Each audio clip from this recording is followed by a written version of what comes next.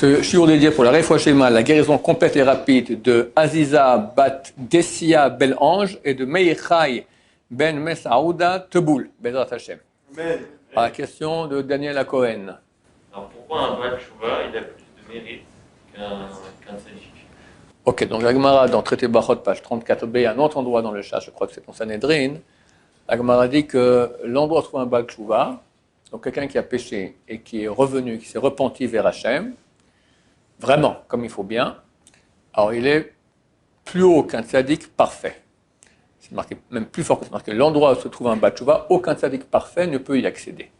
Tzaddik parfait, c'est très rare dans l'histoire. Le Talmud dit qu'il n'y a que 4 personnes durant l'histoire qui n'ont jamais fait aucun péché. Maintenant, tu prends, je ne sais pas qui on a comme grand rachat, d'accord, Hachem Mishmor, on va prendre, c'est dur d'en parler, mais on va prendre un nazi, un sale nazi, d'accord. Ok, on va dire un des grands chefs nazis. Il apprend qu'il est juif et il fait tchouva. Il devient un bon juif, très pratiquant, et bien, tu n'as pas le droit de régler. Je m'excuse, c'est Göring ou Ribbentrop, d'accord. Je m'excuse, j'ai appris qu'il était juif, voilà, je reviens. Pour la Shoah, je m'excuse, hein, les dizaines de milliers que j'ai gazés, je ne referai plus. Certainement, beaucoup de gens vont aller régler des comptes avec lui. Juif ou pas juif, Baal Tshuva, pas Baal Tshuva, mon cher ami, t'es une ordure. Il y a un midrash archi inconnu. La source, c'est un livre qui s'appelle Rav Pe'alim, du l'élève de Gaon de Vilna, qui cite au nom du midrash l'histoire de Yoshua bin Nun. Yoshua bin Nun, d'accord, c'est un grand monsieur. On va dire Yosef, elle est presque jamais pèlerinée sur les tombes des tzadikim, jamais. Presque jamais. Et il y a une vidéo, vers la fin, ça avait dit j'aimerais aller sur la tombe de Yoshua bin Nun. C'est une demi-heure d'ici. Tel Hares, ça s'appelle, c'est un village arabe. J'étais dans ma jeunesse, c'était pas encore trop dangereux à l'époque. Au milieu de la place, tac, comme ça, la tombe, la place, c'est un petit village, hein, de rien du tout. Elle est combien, tout cassé, 50 familles, à tout cassé. Au milieu, t'as comme ça, non, pas une, quand j'ai une place, c'est un truc, il y a de la boue, d'accord, il n'y a rien, il y a rien. Enfin, à l'époque où j'étais, il n'y a rien. T'as la tombe de Yoshua bin Nun. Et le Rav Yosef a dit, je vais aller là-bas. Pourquoi? Yoshua bin Nun. Mais Dieu lui parlait, il a vu Moshe Rabbeinu, il parlait avec Moshe Rabbeinu. C'était lui, de tout Am Israël. Quand il y a eu le mont Sinaï, tout le monde n'avait pas le droit de monter sur la montagne, le seul qui avait le droit de monter, c'était Yoshua. Il a planté sa tente, il a attendu 40 jours, Moshe est rentré à l'intérieur, après 40 jours, Moshe sort. Le premier qui voit Moshe sortant du nuage avec Dieu, c'est Yoshua bin Nun, c'est un monsieur d'un calibre énorme. Le Midrash dit, quelle est l'origine de ce Yoshua bin Nun? Nun signifie en hébreu poisson, en araméen, poisson, Nun. Pourquoi on appelle Josué le fils du poisson? Parce que c'est un des premiers-nés qui a été jeté dans le Nil. Il a été repêché par les Égyptiens. Ils l'ont surnommé Yoshua, fils du poisson. Et il a été éduqué en tant qu'Égyptien. Il ne sait pas qu'il est juif. Il était grand, fort, est devenu un des bourreaux égyptiens. Et il a pendu des milliers de juifs, dont son propre père. À l'époque, le bourreau qui tuait quelqu'un pouvait aller coucher avec sa femme pour la consoler de la perte de son mari. Alors il va consoler la femme de son père, donc sa mère, elle le reconnaît. Elle lui dit, t'as une tache dans ton dos comme ci, comme ça, et vérifie, t'es mon fils. Il apprend ça, il fait tchouva.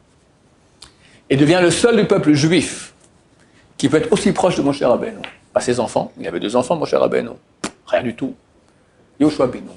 Plus haut que tous. Le seul qui succède à Moshe Rabbeinu. Tu avais des présidents de tribus phénoménaux, des gens grands, bien. Yoshua, l'illustre inconnu, péché, bourreau, t'as tué des milliers de juifs. T'as pas honte? Bon, si on t'accepte, mais tu te mets dans le dernier rang, on ne veut pas te voir derrière la porte. Il se met à droite de Moshe et personne ne l'en déloge. C'est Moshe qui le met. Et Moshe, Dieu lui dit à un moment, il fait l'imposition des mains, il fait passer toute sa sainteté, roi HaKodesh. La grandeur du Baal Tshuva. Donc, effectivement, un Baal Tchouva, il a un niveau énorme. Plus que cela, ou encore, on va dire, le roi David. La Gemara, dans le traité Sanhedrin, dit que le roi David, il n'a pas voulu pécher avec Bathsheba.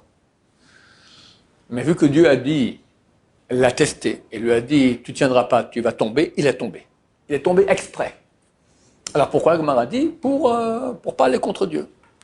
Mais la Gemara dit aussi à un autre endroit qu'il a fait ça pour montrer exemple au peuple juif qu'on peut faire tchouva. L'adultère, c'est terrible. L'adultère, c'est terrible. La Gemara a dit, celui qui fait l'adultère, c'est fini. Il n'a plus de là-bas, l'enfer, c'est terrible. Mais s'il fait tchouva, total. Le roi David, toute sa vie, il a fait tchouva. Tu prends tes livres, c'est que tchouva. Pour montrer l'exemple qu'on peut faire tchouva et devenir le roi David. Je vais raconter déjà cette histoire qu'à la fin des temps, on fait un grand repas pour tous les tzadikim de tous les temps. Le seul qui pourra prendre le verre pour faire le zimoun, c'est le roi David. Eh, mais t'as péché, toi, t'étais avec une bonne femme. La femme de ton général. Tu la mets enceinte, et après tu fais tuer le général. Mais oust! J'ai fait tchouva. Ok, t'as fait tchouva, alors on te permet d'être là-bas dans le coin. Mais sur la table, jamais de la vie. Il se met à la tête de la table. Et tous sont passés avant. Premier homme, prend pas le verre. Noach, il prend pas le verre. Abraham prend pas le verre. Ni Israël, ni Yaakov, ni Moshe, ni Aaron, ni Yosef, rien du tout. Le roi David. Pour nous montrer la valeur de la tchouva. Et le Mashiach ne vient que pour les Baal et tchouva. Donc c'est un degré énorme. Alors ça, c'est l'introduction. Ta question, elle est, pourquoi? Je ne comprends pas. Un tzaddik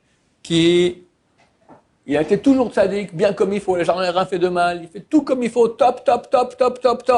Pourquoi il ne serait pas au niveau plus haut, au moins égal au Baal Tchouva? Pourquoi tellement bas? La réponse, elle est simple. Le tzaddik qui est dans une famille de tzaddikim et qui n'a jamais eu l'occasion de pécher et qui fait tout comme il faut bien, qu'est-ce qu'il a fait lui? C'est Hachem qui l'a mis dans cette situation-là. Tu as des parents super tzadikim, tu as des profs super tzadikim, des copains super tzadikim. Il faut être sacrément crétin pour ne pas être tzadik toi-même. Alors, après tout, que tu sois tzadik, ok, tu as un mérite, mais petit. Tu es né, on va dire, à 100, c'est pas mal d'être 100 degrés, et tu as bossé toute ta vie, tu es arrivé à 102. Bon, c'est bien 102, c'est un très bon degré le tzadikim. Tu as le Baal Tchouva, il n'arrivera jamais à 102, impossible. Lui, tu es arrivé à 10. Mais il est parti de moins 10 000. Il est parti de moins 10 000, il est arrivé à 10. Alors, qu'est-ce que tu as fait toi dans ta vie? Tu as fait 2. Lui, combien il a fait? 10 010. Qui est plus grand? C'est marqué les Fumsara Agra. D'après l'effort, la souffrance, comme ça, il le mérite. Dieu regarde l'amplitude. Il voit le type où il était, comme il est revenu. Fantastique. Génial. Tu as travaillé, tu as avancé dans ta vie. C'est quelqu'un qui a fait de la... Il se maintient, quoi. Il se maintient dans les airs, comme ça. C'est pas du stationnaire, mais il avance. Mais bon, il n'y a rien d'extraordinaire. Et t'as un qui monte comme ça une fusée.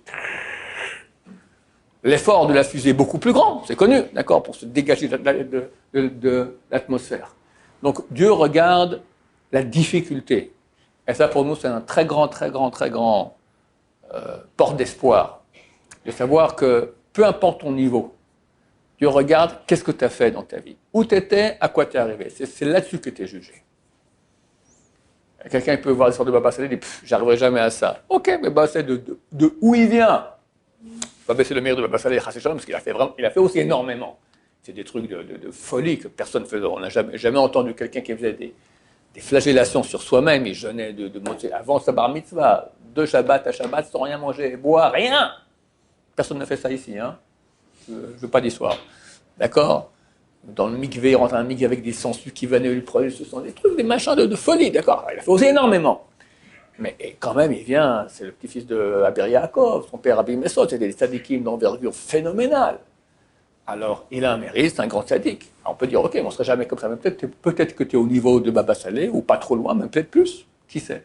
Si tu étais dans un mouïs, loin, et maintenant tu remontes. Il faut arrêter. Tu regardais de films, tu fais ça toute la journée.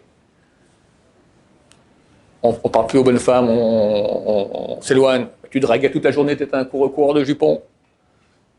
Plus de magouille, tu étais le grand magouilleur du monde. On dit que la vérité, mais je ne peux pas dire deux mots sans dire un mensonge, d'accord? Tu étais orgueilleux, tu étais vindicatif, tu étais tu étais coléreux, tu as tous les défauts du monde. Et tu bosses, t'arrêtes tout ça. Et non seulement ça, tes copains te prennent pour un dingue, tes parents te rendent pour un fou, te disent qui bout de la veine, quoi qui bout de la veine. Tu viens, on va maintenant faire un pique-nique en voiture Shabbat, tu viens avec nous, qui bout de la veine, d'accord, tu auras dit tout le contraire. D'accord, mais on se bat, c'est comme ça, t'es un fou, vous êtes des ayatollahs, vous êtes des fanatiques, on a connu ça. D'accord, tout le monde te tombe dessus, et tu tiens bon, ça a du mérite. Non seulement cela, comme le roi David qui toute sa vie, il a fait tchouva pour le péché qu'il a fait, un bal tchouva, il a les souvenirs du passé. Comme m'a dit mon Rav, on n'a pas encore découvert le savon qui peut enlever les pensées de bonnes femmes qu'on a eues dans notre jeunesse, les images qu'on a vues. D'accord? Il faut savonner bien, hein? Il faut bien laver pour arriver à... Donc c'est quelqu'un qui n'a jamais eu ça. Il n'a jamais vu un quart de millimètre de ce que nous on a vu. Alors c'est beaucoup plus facile pour lui d'être sadique. Donc nous on est en guerre sans cesse.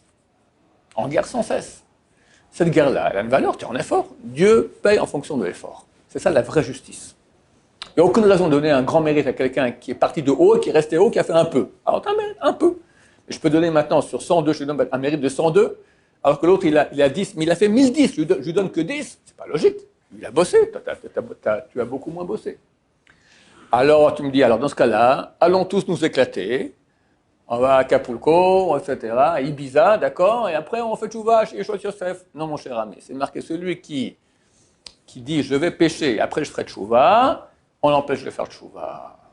Quand j'étais jeune, j'avais dans la communauté un qui était chômeur Shabbat. Dans le groupe de jeunes qu'on était de la communauté juive, un chômeur Shabbat. Nous, la volonté dans nos péchés nombreux, on ne l'était pas. Et quand moi j'ai commencé à faire tchouva, je rencontre une fois, il me dit moi, je veux être comme vous. Je veux aussi faire par moi-même. J'ai pris une fois le train Shabbat. C'est dur. C'est très très dur pour lui. Il a pris le train Shabbat. Il a pris le vélo Shabbat, d'accord. Eh bien, il est parti en cacahuète. Il ne reste plus rien. Le type, il est parti. Il dit, je veux devenir non religieux pour après, par moi-même, devenir religieux. Eh bien, il a eu dans le baba, en bon français. D'accord. La Torah dit, celui qui fait exprès de pécher en disant, après je vais faire tchouva, on l'empêche de faire tchouva. Alors Rambam dit, c'est pas qu'on l'empêche totalement. S'il est vraiment sincère et personne, c'est marqué qu'il y a d'abord rien qui peut s'opposer à la tchouva. Rien. Mais des fois, il y a beaucoup de barrières. Si tu t'es mis toi-même dans la mouise exprès comme ça, et c'est logique. Pourquoi? Parce que la tchouva, c'est un sentiment de regret. Tout à coup, tu as un sentiment de pureté qui vient sur toi et tu dis, j'ai envie de changer, je regrette ce que j'ai fait, je veux me purifier. Quelqu'un qui maintenant, il s'est mis exprès dans la mouise. Pourquoi ça viendrait? Comment ce sentiment? On va dire que je vais vous donner un exemple. Voilà. Quelqu'un se dit, voilà, Rosh Hashanah, ça sera le 15 septembre, d'accord? En attendant les vacances, je m'éclate juillet, août, je vais à Ibiza, je fais les 400 coups, puis après j'ai 15 jours pour bien faire tchouva jusqu'à Rosh Hashanah. Bon, arrive le 1er septembre, tu as fait les 400 coups, 1er septembre arrive, tu peux commencer à regretter. Là, tu vois, c'est regret. Comment tu peux regretter? On peut regretter, on appuie sur un bouton, clic, maintenant je commence à regretter. Il faut regretter, il faut que tout à coup tu dis, mais qu'est-ce que j'ai fait comme bêtise? Pourquoi le 1er septembre, tu as commencé à dire quelle bêtise j'ai fait, mais j'ai été idiot? Ça n'arrive pas un truc pareil, ça n'existe pas, tu ne peux pas programmer un regret. Donc c'est très très dur d'arriver à pécher et après faire tchouva, si on pêche exprès pour après faire tchouva. Idem celui qui dit, je vais pécher, après Yom Kippour expie. Alors c'est marqué que Yom Kippour n'expie pas. Pourquoi? Parce que Yom Kippour, ça ne marche pas comme ça, c'est pas un truc automatique. Ça marche qu'avec tchouva. Et forcément, vu que tu as péché en pensant qu'après tu feras tchouva, et que la tchouva ne peut pas venir comme ça, parce que ce n'est pas un truc qui vient en appuyant sur un bouton, automatiquement tu commences à regretter, donc tu ne regrettes pas, donc ton Yom Kippour te passe sous le nez et tu as tout raté. Gros malin.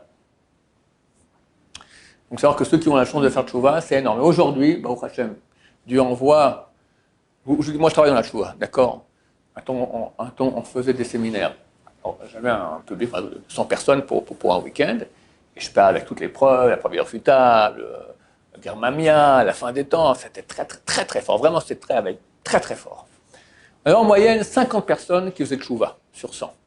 Pas tout le monde tenait, une bonne partie tombait après, mais 50 qui à la fin disent, ok c'est bon, c'est vrai, je change.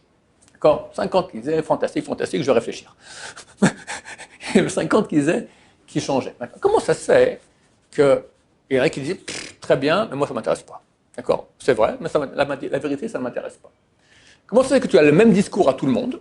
Tu en as qui se réveillent, ils font tchouva, tu as eu des balais de tchouva phénoménaux, et d'autres qui restent le même. Il est rentré, il sort le même comme il est rentré. Tu as dit le même discours. Donc on voit qu'en fait, ce n'est pas ton discours qui fait. Le discours, c'est un détonateur, voilà, mais c'est Hachem qui envoie dans la personne maintenant un souffle de pureté qui lui donne envie de faire tchouva. Toi, tu fais le cinéma, tu fais le détonateur, mais si ça va marcher ou pas, ça ne dépend pas de toi, ça dépend de Dieu.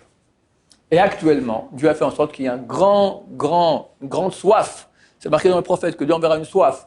Pas une soif de boire, pas une soif de manger, mais une soif de connaissance de Dieu. On vit cette époque-là absolument. Le monde francophone. Le monde américain, ça s'est arrêté. Il n'y a plus. Les yeshivot pour Baal Tshuva américaine n'existent plus. J'avais dans mon quartier, il y avait des séminaires pour femmes avec des centaines de femmes qui venaient. Il y avait des yeshivot pour garçons, des centaines. Ils ferment les uns après les autres. C'est terminé. En Amérique, il n'y a plus de tchouva. Il y en a en France, il y en a encore en Israël, peut-être encore dans d'autres pays, en Mongolie, je ne sais pas. Mais en Amérique, c'est en train de finir, d'accord? En France, au Hachem, ça continue encore. Donc il y a du ciel un réveil pareil, qui est annoncé par les prophètes, parce que Mashiach, il vient par la tchouva. Le fond prophète est celui qui peut faire tchouva, qui a ce sentiment-là, qui le touche, qui fasse vite. Et ainsi, il a gagné le gros lot. Baruch Adonai, l'olam, amen, amen.